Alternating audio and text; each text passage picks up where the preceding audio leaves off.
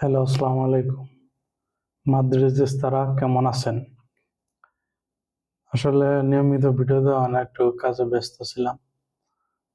এখন থেকে চেষ্টা করব নিয়মিত ভিডিও দেওয়ার।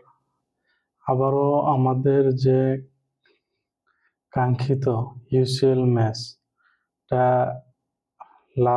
গ্রুপের যে লাস্ট ইউসিএল ম্যাচটা সেটা এসে গেছে।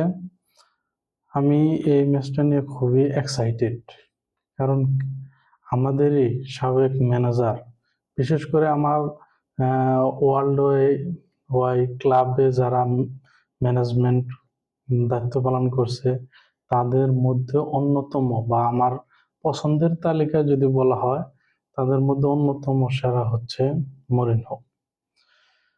কারণ বলতে পারেন যে আহ, যখন আমরা এমন পরিস্থিতিতে ছিলাম যে বার্সেলোনা লা লিগা ডমিনেশন করতেছিল বা ইউরোপে ডমিনেশন করতেছিল, তখনকার একটা অ্যাগ্রেশন বা প্রতিবাদী বা আগ্রাসন মোড, যে কোচিংটা আমাদের যে একটা দল তৈরি করে দিতে যায়, একটা ভিত করে দিতে যায়, সেটাই কিন্তু মরিনহো।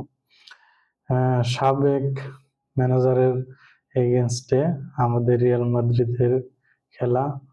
তবে আমি আশাবাদী আমরা আপাতত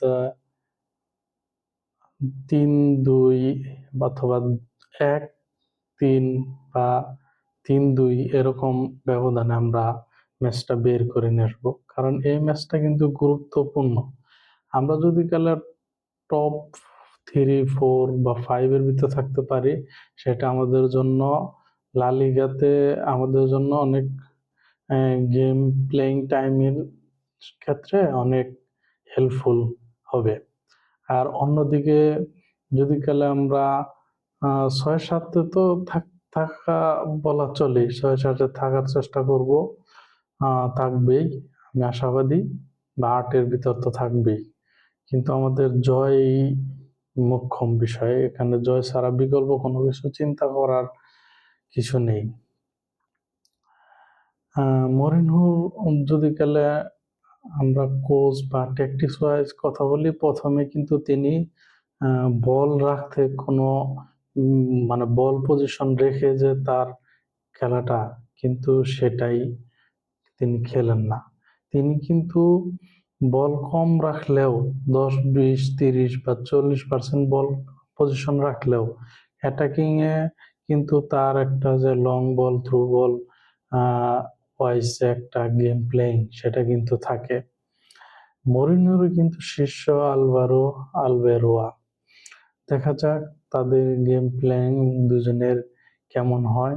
তবে আমি খুবই এক্সাইটেড। ম্যাচটা আমরা একসাথে উপভোগ করবো, আমার চ্যানেলে লাইভে থাকবে, তোমরাও সংযোগ হয়ে যাবে।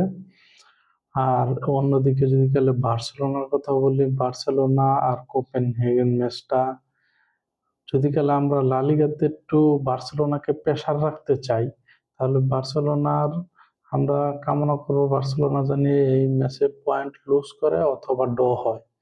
তাহলে বার্সেলোনার কিন্তু একটা প্রবাবলি টপ 8 এর বাইরে থাকবে। আর টপ 8 এর বাইরে যদি বার্সেলোনা থাকে, তাহলে বার্সেলোনা কিন্তু এক্সট্রা ২টা গেম খেলতে হবে লা লিগার বাইরে। আবার ওদিকে বার্সেলোনা আরেকটা লিগায় কম্পিট করতেছে, যেটা রিয়াল মাদ্রিদ আউট হয়ে গেছে অলরেডি।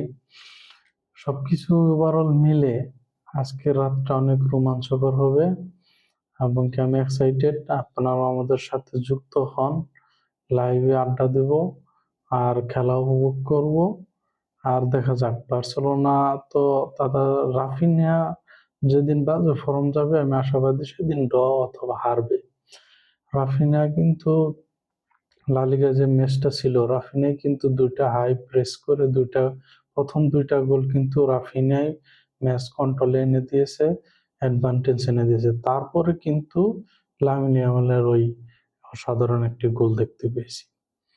সেহেতু রাফিনার উপরে মূলত বার্সেলোনার টিমটার এই সিজনে আমি বেশি ভিত দেখতে পাচ্ছি। অন্যান্য প্লেয়ারও পারফর্ম করে, যেহেতু পেদ্রি বা ফ্র্যাঙ্কি ডি জং এমএস এ থাকছে না। আমি আশাবাদী ড্র হবে অথবা কম ব্যবধান বা মার্জিনে জিতবে। আমি চাই মাদ্রিদ সুবিধা অবস্থান থাকুক, বার্সেলোনা টপ 8 এর বাইরে থাকুক। হালা মাদ্রিদ।